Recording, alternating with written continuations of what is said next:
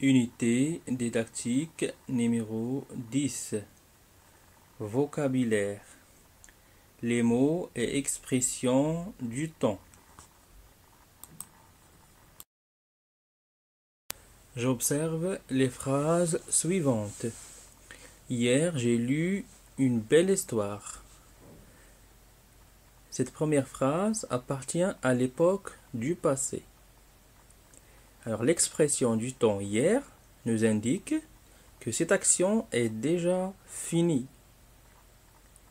La deuxième phrase, maintenant il fait chaud. L'expression du temps maintenant nous indique que cette action coïncide avec le moment présent. Troisième phrase, demain nous irons au zoo. L'expression du temps demain nous indique que cette action va avoir lieu au futur.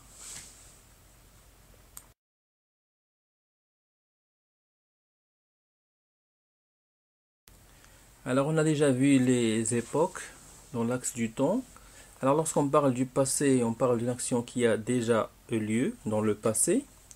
Et toujours les phrases commencent par hier, auparavant, jadis, c'est-à-dire autrefois, il y a longtemps, le mois dernier, l'année dernière, ainsi de suite. Un exemple, autrefois, on voyageait en calèche. Présent, alors lorsqu'on parle du présent, on parle d'une action qui se passe maintenant.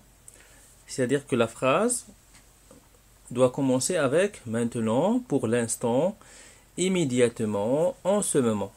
Un exemple, aujourd'hui, on roule en voiture. Le futur, l'action se passera plus tard, c'est-à-dire dans l'avenir.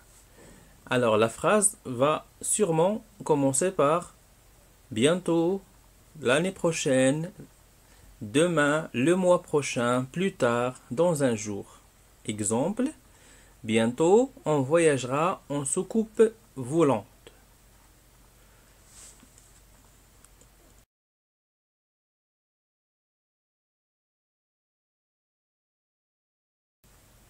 Une règle à retenir. Pour parler d'une action que j'ai déjà faite, ma phrase doit commencer par les expressions du temps suivantes.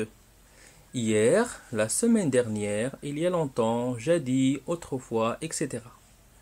Pour parler d'une action que je fais en ce moment, ma phrase doit commencer par les expressions du temps suivantes. Aujourd'hui, maintenant, en ce moment, etc.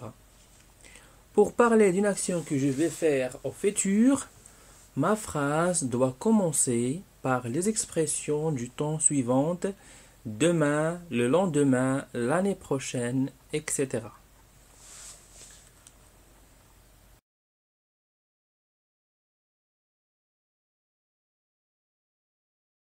Merci pour votre attention et à la prochaine leçon.